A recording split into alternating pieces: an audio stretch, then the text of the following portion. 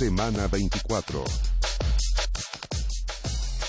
Bueno, Carla, continuamos con los temas de la semana y por supuesto que el terremoto ha cruzado en diferentes tópicos lo que ha sido la semana noticiosa, pero no solamente queremos hablar de estructuras, de construcciones, sino que también de la parte más humana, de la parte más psicológica de este movimiento telúrico gigantesco que hubo en el norte del país, también el susto que provocó. Yo conversaba con gente de Iquique y han quedado bien preocupados, no están durmiendo bien y tienen este estrés postraumático justamente después de una situación como la que vivieron. Y es por eso que invitamos acá al Semana 24 a Varinia Signorelli, psicóloga de la Universidad Mayor, que nos estuvo acompañando la semana, pero que quedaron varias consultas en el tintero. ¿Cómo estás? Varinia, bienvenida. Bien, gracias por invitarme.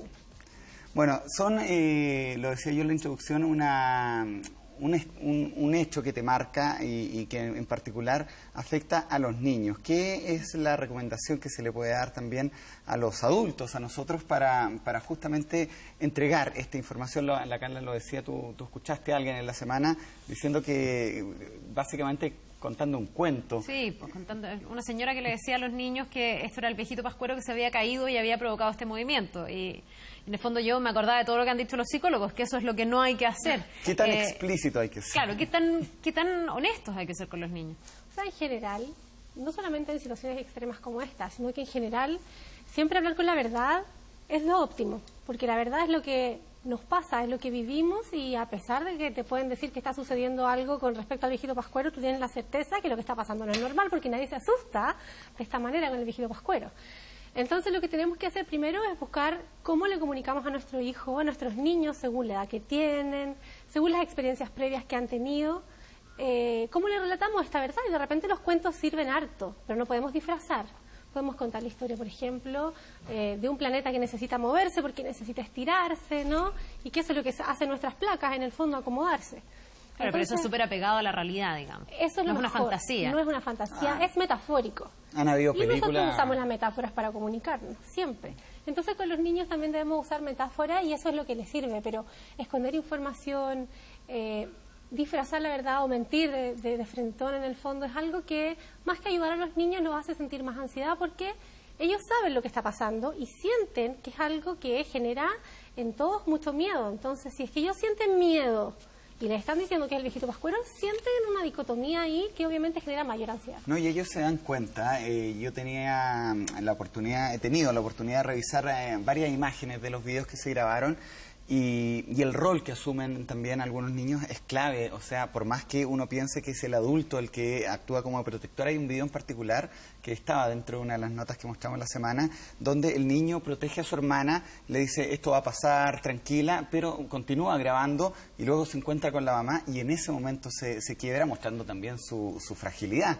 Claro. Porque a la larga estamos hablando de niños, O sea, en ese momento este niño interioriza en el fondo seguramente a un papá o a la mamá que ha visto como en un sentimiento más estoico, toma un rol para proteger a su hermana. Se da cuenta, si alguien no toma la fortaleza en este momento, entonces mi hermana y yo nos vamos a poner mucho más ansiosos por miedo. Entonces asume este rol, pero sin duda al acercarse a la figura de cuidado y de protección se quiebra. Ahora, lo que tenemos que hacer en el fondo es permitirle a los niños que manifiesten sus miedos propios de la infancia, que si quieren llorar, lloren, que si quieren contarnos que están asustados, deben hacerlo, y debemos propiciar esas instancias para que ellos vayan descargando de a poco. Ahora, más allá de que es súper legítimo que los niños sientan miedo y uno no tiene, me imagino, que propender a que no lo sientan, sino que saber canalizarlo y saber contenerlo. ¿Qué tan importante es no solo lo que uno dice, sino el cómo uno se comporta durante una emergencia como esta? Pero tengo la sensación de que una mamá que le está diciendo está todo bien, pero está corriendo como una loca, no le va a hacer mucho sentido al niño. Entonces también el ejemplo y el modelo es muchas veces más importante que las palabras. Que aparte, de otro lado, no le podemos decir que está todo bien, porque no está todo bien. Entonces lo que hay que decir es, estamos viviendo una emergencia, tengo susto, igual que tú. Ahí valido primero el sentimiento de mi hijo, del niño que tengo cerca, y le doy permiso para que tenga susto. Pero vamos a hacer lo que hemos aprendido que tenemos que hacer, que es mantener la calma, buscar un lugar seguro, y tú tienes que seguir las instrucciones del adulto que está cerca tuyo. Pero no le podemos decir que está todo bien, porque sabemos, como tú lo planteas, que es lo que se vive, que no está todo bien y los niños lo perciben. ¿Cómo saber si un niño está afectado? Pero ya, porque una cosa es el miedo transitorio, el temor que te pueda dar en la emergencia, ver la reacción, sobre todo cuando son situaciones colectivas. Uno veía imágenes de lo que ocurría en los malls y es mucho más difícil de enfrentar el miedo cuando hay tanta gente alrededor con ese mismo miedo y compartiendo ese temor. ¿Cómo saber si esto trascendió, si el niño ya tiene un estrés que se arraigó y que necesita a lo mejor de una atención un poquitito más profunda? Excelente pregunta, porque tenemos que distinguir. A los periodistas nos encantan que digan eso. Excelente la pregunta. No, pero ¿sabes por qué es excelente? Porque se habla mucho del estrés postraumático y esta patología, por decirlo de alguna manera, uno la percibe 3 semanas, un mes después. Lo que tenemos ahora es sintomatología asociada a un estrés postraumático que si se queda instalada más de 3 semanas o más de un mes en el fondo se va a convertir en un estrés postraumático. Ahora tenemos síntomas asociados. Entonces, nuestros niños están más ansiosos. Cualquier cambio de conducta que tenga nuestro hijo, cualquier cambio de su área emocional, por ejemplo, si es que es un niño sumamente extrovertido, que le gusta jugar y que de pronto se pone más introvertido, o al revés, que es muy introvertido y entonces empieza a convertirse en un niño muy extrovertido, más maníaco, también nos da luces. Siempre un cambio de actitud, un cambio de conducta, un cambio de rutina, nos da luces que hay algo que tenemos que abordar con especialistas, pero es súper normal que pase. O sea, es imposible que los niños no estén afectados con a ver si me gano un excelente Tú hablas de síntomas, pero ¿cuáles son en particular esos síntomas? Porque, y lo decía también en la introducción, conversaba yo con gente, tengo familiares en Iquique, y no solamente estamos hablando de niños, sino que también muchos adultos. Y me decían que no podían dormir, que estaban con falta de apetito, andaban muy estresados, con miedo. ¿Cuáles son y hasta cuánto tiempo más es importante saber que se va a sentir eso? ¿Una semana, 2 semanas? O sea, si la persona ya lleva un mes con insomnio, bueno, empezar a tratarse. Tenemos que distinguir porque todos los cuerpos son distintos. Cada persona es distinta a la otra, por lo tanto la sintomatología no es universal. Puede ser que a uno le dé mucha hambre y sea un síntoma de que está afectado, y a otro le dé poca hambre y sea el mismo síntoma. Por eso que hablamos que cualquier alteración de tu conducta habitual es una señal. Entonces, es súper válido que sienta miedo, es súper válido que esté angustiado. No pensemos esto como un síntoma patológico mayor. Acabamos de vivir algo muy fuerte. O sea, usted tiene permiso para tener insomnio, tiene permiso para llorar si necesita llorar. Ahora, si esto se mantiene más de 3 semanas, más de un mes, necesitamos pedir ayuda profesional porque puede instalarse un estrés postraumático. Esto es súper interesante cuando uno lo ve, sobre todo desde el núcleo familiar, porque lo que yo te escucho a ti decir es que en el fondo hay que hacerle frente a esta situación y entender que esto es normal y que tenemos autorización. Ahora, lo que uno como adulto siempre trata de hacer es minimizar esto y como que uno se castiga. ¿Por qué tengo tanto miedo?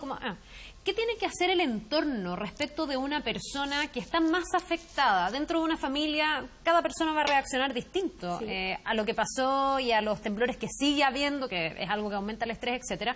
¿Qué debe hacer los pares? Por ejemplo, lo voy a poner un ejemplo. El grupo familiar, supongamos que la mamá es la que tiene más susto frente a un temblor y está todavía muy pegada con esto y está durmiendo mal y está más irritable.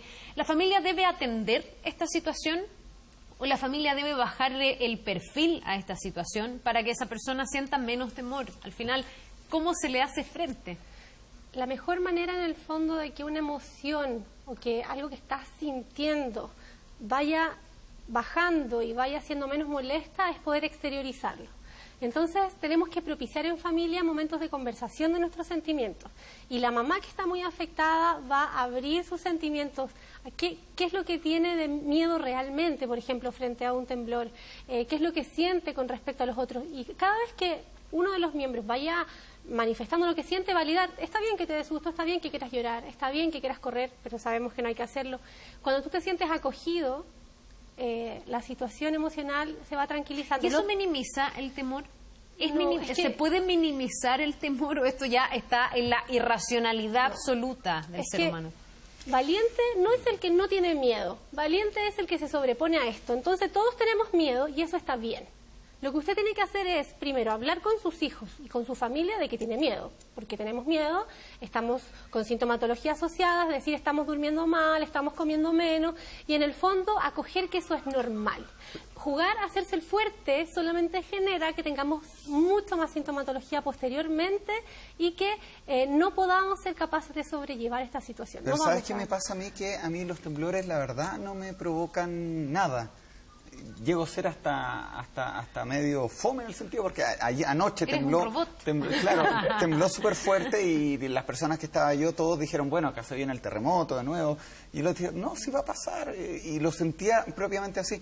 ¿Qué tan malo es hacer lo que hago yo también de no tenerle ningún respeto a un movimiento de la naturaleza?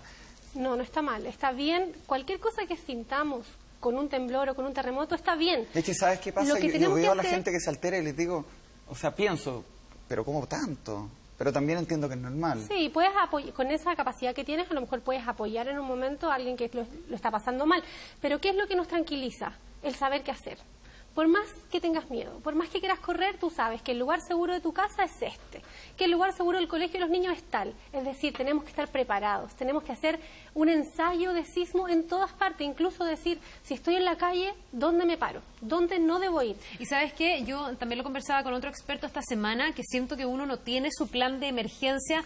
¿En qué sentido? En que el 27 de febrero, este terremoto 8.2, la réplica, se han dado siempre de noche. En eso ha sido benevolente la naturaleza. Sí. Siempre con los grupos familiares reunidos. Pero el día que venga un evento como este, a las, no sé, 12 del día, cuando los niños están en el colegio, el que tiene niños más grandes está en la universidad, el papá está en un lado trabajando y la mamá está en el otro trabajando, ese estrés de no encontrarse cuando las líneas telefónicas se caen es súper difícil de sobrellevar. Entonces, creo yo que ese plan, esa operación, digamos, logística de ese día debiese estar prediseñada en las casas chilenas. El saber quién va a ir a buscar al niño al colegio, dónde nos vamos a encontrar, nos vamos a ir toda la casa, nos vamos a ir todo al colegio, nos vamos a encontrar en el trabajo, ¿cómo lo hacemos? Exacto, o sea, esta instancia es la necesaria también para que nosotros digamos, tenemos que dibujar un plan, tenemos que tirar líneas de acción. En los colegios siempre se sabe bien qué hacer, hay colegios que hacen Operación Cooper bien seguido. Ahora nosotros como familia también tenemos que tener el plan y eso nos va a tranquilizar, porque en un momento en que la familia no está junta, tú lo único que haces es pensar qué pasa con mi hijo, qué pasa con mi hija, qué pasa con mi marido, no sé, inmediatamente empiezas a evocar a las personas que tú amas en el fondo, y el no sentir, no poder comunicarte con ellas genera mucha ansiedad y puede generar accidentes porque vas a manejar apurada, porque vas a cruzar la calle sin mirar. Entonces conversar de esto, de los sentimientos, de qué hacer en caso de, es muy muy importante para que lo tengamos claro. Bien, bueno, pues. Te queremos dar las gracias por este tiempo acá en el canal 24 Horas. Gracias a ustedes. Que te vaya muy bien, Marina. Nos vemos. Oye, nos vamos a ir, Iquique. Sí.